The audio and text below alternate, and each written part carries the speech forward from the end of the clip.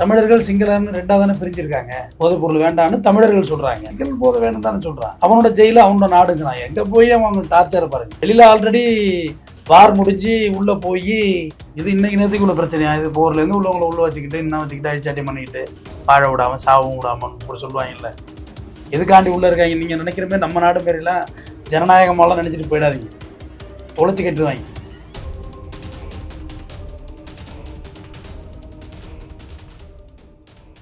Hi use. இன்னைக்கு நம்ம இன்டர்வியூல நம்முடன் இணைஞ்சிருக்க சிறப்பு விருந்தினர் சமூக செயற்பாட்டாளர் குற்றல் வழக்கறிஞர் திரு ஆர் எஸ் தமிழஞ்சன் அவர்கள். வாங்க பேசுவோம் சார். வணக்கம் சார். வணக்கம் சார். நம்ம எல்லாரும் கமல்ஹாசன் அவர்கள் நடிச்ச விருமாண்டி படம் பார்த்துருக்கோம். முக்கியமாக அந்த கிளைமேக்ஸ் சீனை யாரும் மறக்கவே முடியாது சார். அந்த ஜெயிலுக்கு நடக்கிற பிரச்சனையா இருக்கட்டும் இதெல்லாம். ஆனா அது அப்படி வந்து உண்மையாகவே வந்து இலங்கையில இருக்க கொழும்புன்ற ஒரு பகுதியில் வந்து நடந்திருக்குங்க சார். ஜெயிலுக்குள்ளேயே வந்து கைதிகளுக்குள்ளேயே கைது அடிச்சுக்கிறாங்க. கிட்டத்தட்ட 25க்கும் மேற்பட்ட இறந்துருக்காங்க நியூஸ் வருது. என்ன நடந்திருக்கு சார் ஃபர்ஸ்ட் அங்க? இல்லை, விருமாண்டியில் இருந்தது நம்ம தமிழ்நாட்டில் நடந்த ஜெயிலோட கதை பின்னணி தான். அது ஒரு நிஜ கதை தான். அது நான் அதை பின்னாடி உங்களுக்கு சொல்கிறேன். முதல்ல இதை முடிச்சிடுறேன். நெகும்போ சிறை கொழும்பில் உள்ள கோஸ்டல் டவுன் ஆஃப் கொழும்பு, அதில் தான் அந்த சிறையில் தான் நடந்தது. அர்ஜனா நாயக்கர் அவர் வந்து நீதித்துறை அமைச்சர், அவர் கூட பேட்டியெல்லாம் கொடுத்துருக்குறாரு. இதுக்கு முன்னே இதுமாரி நடந்ததே கிடையாது எங்கள் நாட்டில் அப்படின்னு சொல்லியிருக்காரு. அப்பட்டமான பொய் அது. 2020 நடந்திருக்கு. 11 பேர் இறந்துருக்குறாங்க. இப்போ ஆக்சுவலாக எப்படின்னா, இன்றைக்கி நடந்த ஃபண்ட்ஸில் பார்த்தீங்கன்னா 7 சிறை அதிகாரிகளும் இறந்துருக்குறாங்க. 30 பேர் மொத்தம் இறந்துருக்குறாங்க.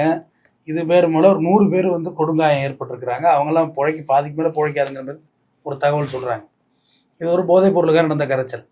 ஜெயிலுக்குள்ளே பாதி பேர் போதைப் பொருள் வேணும் ஜெயிலுங்கிறது, பாதி பேர் வேண்டாம் அப்படின்னு சொல்கிறது. வேண்டான்னு சொல்கிறது யாராக இருப்பாருன்னு உங்களுக்கும் தெரியும், எனக்கும் தெரியும்.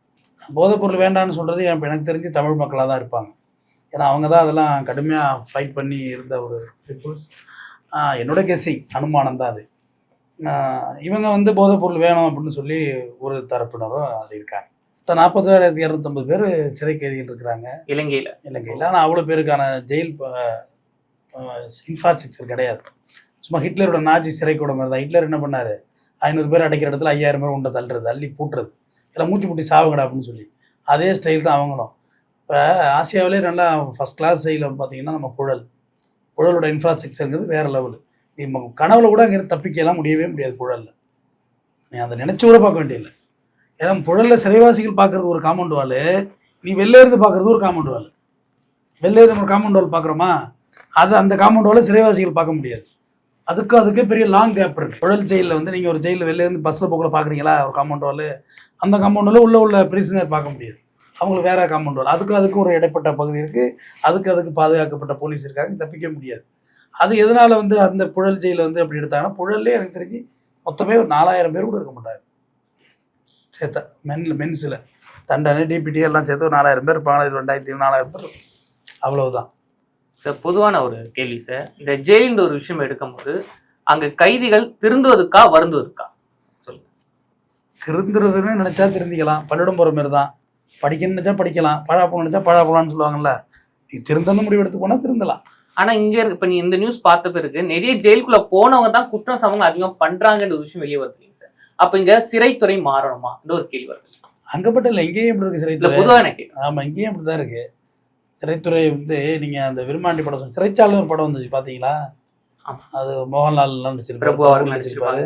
செம்பூவே பூவேன்னு ஒரு அருமையான பாட்டு இருக்குது. ஃபுல் அண்ட் ஃபுல் அந்தமான் ஜெயிலை பேஸ் பண்ணி எடுத்த படம். நிறைய ஷாட்டுகள் அந்தமானில் எடுத்தாங்க. அது பார்க்கவே முடியாது. ரொம்ப கொடூரமாக எடுத்திருப்பாங்க. அதாவது இப்படி தான் பிரிட்டிஷ்காரன் நம்மளை ட்ரீட் பண்ணான் அப்படின்னு சொல்லி. அதுக்கப்புறம் மனித உரிமைகள் வந்துச்சு. வெள்ளைக்காரன் காலத்துலேருந்து நம்ம மீண்டோம். அப்புறம் ஹியூமன் ரைட்ஸ் வந்துச்சு. நம்மளும் மனுஷன் தான், பிரிசனுக்கு போயிட்டதுனால ஒருத்தர் கெட்டவர் இல்லை அப்படின்லாம் மைண்ட் செட்டு கொண்டு வந்து நிறைய சலுகைகள்லாம் சிறைத்துறைக்கு வழங்க ஆரம்பித்தாங்க. ஒரு நல்ல ஒரு ஹாஸ்டல் ஃபீல் கொண்டு வந்தாங்க ஜெயிலை. இப்போ நமக்கு இங்கே சென்ட்ரலுக்கு எதிர்த்தாப்புல இருந்தது இல்லையா பழைய ஜெயிலு, அதெல்லாம் மறந்து போயிருக்கோம் உங்களுக்கு. அந்த கமலஹாசன் கூட சொல்லுவார், வசூல்ராஜ் அமைப்பில், எங்கே படிச்சிங்க டாக்டருக்கு? சென்ட்ரல் ஜெயிலுக்கு ஆப்போசிட் சென்ட்ரல் ரயில்வே ஸ்டேஷன். அது சென்ட்ரல் ஜெயில்னா இருக்குது அப்படின்னு. சென்ட்ரல் ஜெயில் வந்து அந்த ரோடு உள்ளே போனால் வலது பக்கம் டவுன் இறங்கி போனால் சென்ட்ரல் ஜெயில் இருக்கும். இந்த பக்கம் ராஜீவ்காந்தி அரசு மருத்துவமனை, எம்எம்சி மெட்ராஸ் மெடிக்கல் காலேஜ் இருக்கும் இந்த பக்கம். அது காவாய்க்கு இந்த பக்கம், இது காவாய்க்கு இந்த பக்கம். அதில் பெரிய கலவரம் இருந்துச்சு வெள்ளரவி இருந்தபோது. வெள்ளரவி சேரா டீம்லாம் பழசில் இருந்தாங்கன்னா, நார்த் மெட்ராஸு பெரிய டான்கள் அவங்கெல்லாம் வந்து வெள்ளரவி இருந்தபோது பெரிய கலவரம். அதில் சிறை காவலர்கள்லாம் ஒருத்தர் ஃபயரிங் வச்சு கொளுத்தே பார்த்தார், கொளுத்தி விட்டாங்க ஒருத்தர். ஐ திங்க் அவரோட பேர் ஜெயக்குமார், என்னோட நினைவு சரியாக இருந்தால். அதுக்கப்புறம் தான் ஜெயில் வந்து இங்கே போணுச்சு, புழல் போணுச்சு. கலைஞரோட ஆட்சி காலத்துலாம் புழல் போச்சு. இங்கேயும் ஜெயிலுக்குள்ளேயே ஒரு மர்டர் ஆயிருக்கு. பாக்ஸர் முரளி அப்படின்னு சொல்லிட்டு ஒருத்தர் இங்கே மர்டர் பண்ணாங்க. அப்போ வந்து தண்டனை ஜெயிலில் வந்து கொஞ்சம் பேர் டிபிடிஓ போட்டிருந்தாங்க. குண்டாஸ் கைதிகள் இங்கே இடம் இல்லைன்னு இங்கே போட்டிருந்தாங்க. அப்போ டைல்ஸ் கல்லாலே கொலை நடந்துச்சு, இங்கே நடந்திருக்கு, கொலை நடந்திருக்கு. நம்ம இதில் பாளையங்கோட்டை ஜெயிலுக்குள்ளே உள்ள இறங்கி கொலை பண்ணியிருக்கிறாங்க. கேஸ் வாங்கி உள்ளே போய் கொலை பண்ணியிருக்கிறாங்க. கொலை இதெல்லாம் அப்போ அங்கே பாதுகாப்பு அச்சுறுத்தல் அதிகமாக இருக்கு இல்லைங்க சார், அப்பயும் இந்த அரசு கண்டுக்க மாட்டாங்க. இல்லை, ஜெயிலில் வந்து நீங்கள் உங்களை வந்து ஒரு லெவலில் மேலே கண்ட்ரோலே பண்ண முடியாது. உங்களை எப்படி கண்ட்ரோல் பண்ணுவீங்க? எல்லாமே விதிமீறல்களாலே பார்த்தவங்கல்ல, விதிமீறினவங்களை நீங்கள் எப்படி கண்ட்ரோல் பண்ண முடியும்னு கேட்குறேன். ட்ரங்க் அடித்தவன் நீங்கள் எப்படி கண்ட்ரோல் பண்ணுவேன்? அடுத்து ட்ரங்க் அண்ட் டிரைவ் எல்லாத்துக்கும் தயார் தானே, பிகினிங் ஸ்டார்ட் ஆகிடுது இல்லை? இப்போ ஸ்ரீலங்காவில் நடந்தது அதே தான் சார். அதே மாதிரி இப்போ இனிமேல் குற்றம் பண்ணி உள்ள போறவங்களே ஒரு கேங்கா பிரிறாங்களே சார். நான் வந்து இந்த மாதிரி கேங்கு, நீ அந்த கேங்கு, நான் அதை கெத்த அப்படின்னு. இதை பற்றி சொல்லுங்க சார். ஏன்னா இங்கே நடந்ததும் அதே சம்பவம் தான். கேங்குன்னா ஜெயிலையும் ஜாதி இருக்கு, ஜெயிலையும் கண்டிப்பாக இருக்கு, அங்கேயும் இருக்கே. தமிழர்கள் சிங்களம்னு ரெண்டாவது தானே பிரிஞ்சிருக்காங்க. போதைப் பொருள் வேண்டாம்னு தமிழர்கள் சொல்றாங்க, சிங்கள் போதை வேணும் தானே சொல்றான். அவனோட ஜெயில அவனோட நாடுங்கிறான். எங்க போய் அவங்க டார்ச்சரை பாருங்க. வெளியில ஆல்ரெடி வார் முடிஞ்சு உள்ள போய் பாதி பேருக்கு மேல ஊனப்படுத்திட்டான்னு வச்சுங்க. நல்ல கால் கையோட வந்தாலே உங்களை ஃபயரிங் பண்ணாங்க. அதெல்லாம் அவங்களுக்கு தெரியும். 2009 உச்சம். அதில் மிச்ச மீதி உள்ளவர்களே சிறை தண்ணி வச்சிருக்கிறாங்க. நம்ம மீனவர்கள் இங்கேருந்து எல்லை தாண்டி மீன் பிடிக்க போயிட்டாங்கன்னு சுடுறான், பிடிச்சி கொண்டு உள்ளே வேற போடுறான். போட்டை சீஸ் பண்ணுறான், போட்டை ஸ்கிராப் பண்ணுறான். போட்டு ரிட்டர்ன் ஆஃப் ப்ராப்பர்ட்டி வழக்கு ஒன்றும் உங்களுக்கு வந்து கடத்தலில் மாட்டின போட்டை கொடுக்க வேண்டியதில்லை. எல்லை தாண்டி மீன் பிடிச்ச போட்டை திருப்பி கொடுத்துட வேண்டியதானே. ஆனால் கொடுக்கறது கிடையாது, ஸ்கிராப் பண்ணுறது. அந்த மாதிரிலாம் டார்ச்சர் பண்ணிட்டு தான் இருக்கான். அது கடலில் ஒரு பார்டர் போட்டு வச்சுருக்காங்க. ஒரு அது பேர் என்ன, பலூனால் ஊதப்பட்ட ஒரு வளையம். அது காற்றுல நவந்து போயிடும். இவங்க போய் மாட்டிப்பாங்க, தொக்கா சிக்கிறது. ட்ரக்கு கடத்துறவங்க தனியாக இருக்காங்க, அது தனி. அது டிபார்ட்மெண்ட் வேறு, மீன் பிடிக்கிறது டிபார்ட்மெண்ட் வேறு. அவங்கள விட்டுறது, இவங்கள பிடிச்சிக்கிறது, இவங்கள பிடிச்சி கொண்டு போய் கணக்கு காமிக்கிறது. கொஞ்சம் நெஞ்சம் அட்டூழியமாக நடக்குது அங்கே. அதான் சார், இந்த மாதிரி ஜெயிலில் அந்த பெரிய குற்றம் பண்ணிட்டு வரவங்களும் அதே ஜெயில் இருக்காங்க. சின்னதாக தெரியாமல் அதாவது சூழ்நிலைக்கு தெரியாமல் பண்ணுறவங்களும் உள்ளே போகிறாங்க. அப்படி ரெண்டு பேரும் போகும்போது அவங்க ரெண்டு எப்படி சார் நடத்துகிறாங்க? அந்த எல்கேஜி பையனும் அதே ஸ்கூலில் தான் இருக்கான், 12வது பையனும் அதே ஸ்கூலில் தான் இருக்கான். பிளாக் வேறு இடத்துல தானே படிக்கிறான். எல்கேஜி பையன் வேறு இடத்துல படிப்பான், அவனை நடத்துகிற முறை வேறு மாதிரி இருக்கும். இங்கே 12வது பையனை நடத்துகிற முறை வேறு மாதிரி இருக்கும். ஜெயிலை பொறுத்தவரையிலையும் நடத்துகிற முறையெல்லாம் ஒன்றும் கிடையாது. காலைல திறந்து விட்டா சாயந்தரம் தான். தண்டனை சிறைவாசிகள் வேலைக்கு போகிறாங்க, காசு வேணும், அவங்களுக்கு தான் யூனிஃபார்ம். படத்தில் பார்த்தா விசாரணை கைதிக்கும் யூனிஃபார்ம் கொடுத்து வச்சுருக்காங்க.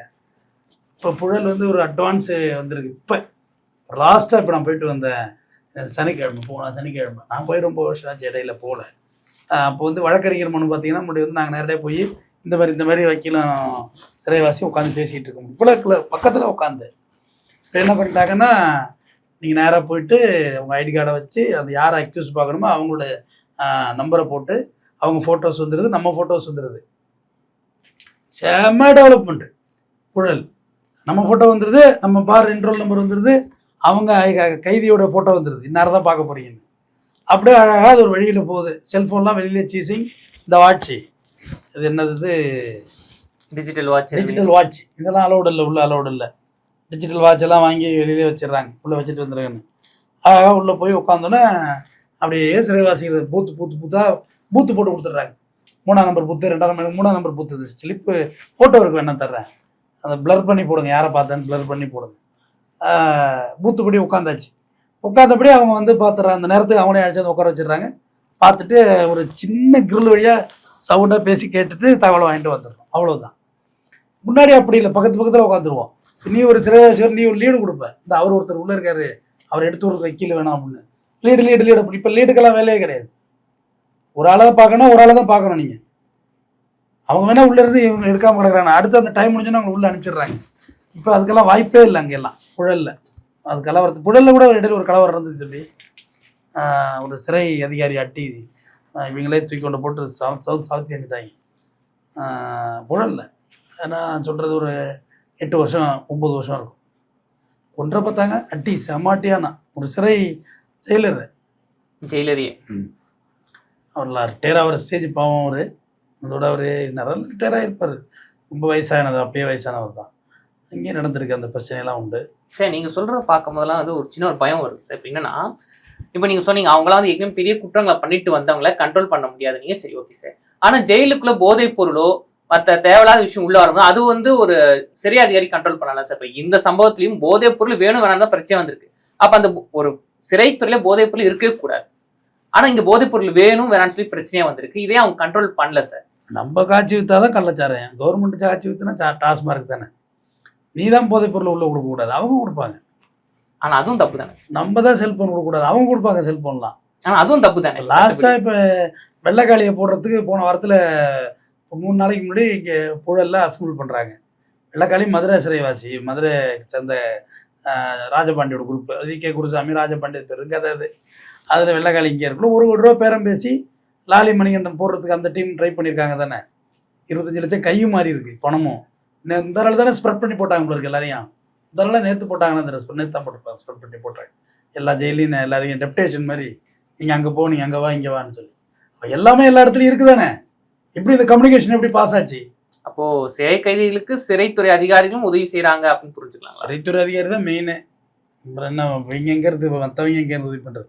அவங்க இல்லாமல் ஒரு மூச்சு காத்து கூட உள்ள போகாது, இப்போ காக்கா குருவி கூட உள்ள போக முடியாது அவங்க ஹோப் இல்லாமல். இலங்கையில் இவ்வளோ பெரிய ஃபைட் நடந்துச்சுன்னா இப்போ இத்தனை பேர் செத்துருக்கான் போலீஸ்காரன், சிறை அதிகாரினா கார்னர் பண்ணி தான் கொண்டு இருப்பாங்க. இல்லாட்டி இப்படி கொள்ளுவாங்க, சும்மா கொள்ள முடியுமா ஒரு ஆளை? கார்னர் பண்ணி தான் கொண்டு இருப்பாங்க. இது இன்னைக்கு நேரத்துக்குள்ள பிரச்சனையா? இது போர்லேருந்து உள்ளவங்களை உள்ள வச்சுக்கிட்டு இன்னும் வச்சுக்கிட்டு அழிச்சாட்டி பண்ணிக்கிட்டு வாழ விடாமல் சாவும் விடாமன்னு கூட சொல்லுவாங்கல்ல. எதுக்காண்டி உள்ளே இருக்காங்க? நீங்கள் நினைக்கிற மாதிரி நம்ம நாடு மாரிலாம் ஜனநாயகமாலாம் நினச்சிட்டு போயிடாதீங்க, தொலைச்சி கட்டுருவாங்க. இப்போ நம்ம இங்கே தம்பி இங்கேருந்து செம்மரக்கட்டை வெட்ட போன ஒரு 18-19 பேரை சுடலையா தம்பி ஆந்திராவில்? கவுண்ட்டு சொல்கிறதே 18-19 23 பேர் கணக்குது. கவுண்டே பேர் 18-19 சொல்ல வச்சுட்டு வாய். இப்போ மனுஷன் மரம் தானே வெட்ட போனான் காட்டுக்குள்ள. நீ கேட்கலாம் திருட தானே வந்தாங்கன்னு. மரம் தானே வெட்ட போனான், கூலி தானே இவன். வெட்ட சொன்ன அதிகாரி வெட்ட சொன்னவெல்லாம் அங்கே தானே இருக்கான். ஃபாரஸ்ட்டுக்குள்ள அந்த ஃபாரஸ்ட் ரேஞ்சர்லாம் உள்ளே போயிட முடியுமா? டிஎஃப்ஓ சப்போர்ட் எல்லாம் உள்ளே போயிட முடியுமா? எல்லாரும் ஓப் பண்ணி தான் உள்ளே போனாங்க. அது சார் தப்பு செய்யறவங்க மாட்டீங்க, ஆனால் அதை செய்ய சொன்னவங்க உள்ள வர மாட்டாங்க. எங்கேயுமே மாட்ட மாட்டாங்க, எங்கேயுமே மாட்ட மாட்டாங்க. வீரப்பன் அத்தனை மரத்தையும் வெட்டி பல்லு விளக்கிட்டாரா என்ன? வீரப்பன் கூலி தானேங்க, உள்ளே தானேங்க வெட்டினாரு, மரம் வெட்ட போன ஆளு தானேங்க. வீரப்பன் சொன்ன கணக்கு பார்த்தா 1 மாதம் தான் மரமே வெட்டினாங்கிறாப்புல அவர். அவரோட பேட்டியெல்லாம் இருக்குது, நான் 1 மாதம் தான் வெட்டினேன், பாக்கி எல்லாம் இவங்களே வெட்டி என் மாதிரில கணக்கே எழுதிட்டாங்க அப்படின்னு. இதைகளே வெட்டி லோடாக ஏற்றிட்டு வீரப்பங்கல்ல எழுதுறது. ஏன்னா மறைஞ்சு வாழ்றவங்க மேலே நீங்கள் என்ன ஒன்றுமோ சார்ஜ் பண்ணலாம். கேட்க போகிறாங்க வந்து யாருக்கு இதை நிரூபிக்க முடியாதுல்ல. அப்ஸ்காண்ட் ஆகிட்டுனா உன் மேலே என்ன ஒன்றும் சொல்ல வேண்டியதானே. சிறை வந்து ஒரு பெரிய நரகம். நீங்கள் சிறைச்சாலை படம் தயவுசெய்து எனக்காக ஒரு முறை பார்க்குறவங்க பாருங்கள், இதில் இருக்கும் ஓடிடி, அந்த பேர் என்னது யூடியூப்பில் இருக்குது அந்த படம்லாம். அவ்வளோ ஒரு கொடூரத்தை வந்து அந்த படம் அரங்கேற்றிருக்காரு. இன்னைக்கு வரைக்கும் சிறை அப்படி தான் தம்பி இருக்கு. சார் நிறைவான ஒரு கேள்வி சார், குற்றம் செஞ்சவங்க திருந்தணும் வருந்தணும் என்ற விஷயத்துக்காக தான் சிறைத்துறைன்ற ஒரு துறையே இருக்குங்க சார். ஆனா சிறைத்துறைக்குள்ள போற கைதிகளே வந்து திரும்பவும் குற்றவாளி தான் வராங்க. இந்த நிலைமை இன்னும் தொடர்ச்சியா இருந்துச்சுன்னா என்ன ஆகும்? சிறைக்கு போறது ஃபேஷன்ங்கிறது முதல்ல மாறணும். அதை ப்ரமோட் பண்ணி திரைப்படங்கள் எடுக்கிறது ஒழியணும். நான் ஜெயிலுக்கு போறேன், ஜெயிலும் ஒரு காமெடி சொல்லிட்டு போறேன், ஆனா அது வந்து ஒரு கலாச்சாரமே மாறணும். அது ஃபேஷன்ங்கிறது மாறும். இப்போ நான் வெள்ளை சட்டை போட்டிருக்கேன், நீங்கள் டிசைன் சட்டை போட்டிருக்கீங்க, இது ஃபேஷன்னு சொல்லி கொடுத்தது இது ஃபேஷன் கிடையாது. இது சும்மா எப்படி சொல்கிறது, இது சிவிலியன் ட்ரெஸ் தானே, ஒரு ப்ரொஃபஷனல் ட்ரெஸ். ஒரு கிச்சா முச்சாங்கிறது வந்து ஃபேஷனுங்கிறது இங்கே சொல்லிக் கொடுக்கப்படுது, அது தப்பு தானே. அது ட்ரிம்மாக முடி வெட்டணும்னு சொல்லி கொடுக்கணும் தம்பி, டீக்காக முடி வெட்டிக்கணும், க்ளீன் ஷேவ் பண்ணணும். மாலை போட்டிருக்கேன், ஏன்னா க்ளீன் ஷேவ் தான் பண்ணுறது, க்ளீன் ஷேவ் பண்ணணும், ட்ரிம்மாக முடி வெட்டணும். நம்ம போலீஸ் ஸ்டேஷன் போகிறதெல்லாம் கௌரவம் கிடையாது, நீட்டாக பர்ஃபெக்டாக இருக்கணும், எல்லாமே பர்ஃபெக்டாக இருக்கணும்னு சொல்லணும். பர்ஃபெக்ட்னஸும் ஒரு ஜென்யூனிட்டி, அது ஒரு குவாலிட்டி இந்த சமுதாயத்தில் நம்ம சொல்லிக் கொடுக்குறதே இல்லை. அடிப்படை மாறணும். நம்ம வந்து என்ன நினைக்கிறோம், ஜெயிலுக்கு போகிறது கெத்துங்கிற மாதிரி பேச ஆரம்பிச்சிட்டாங்க.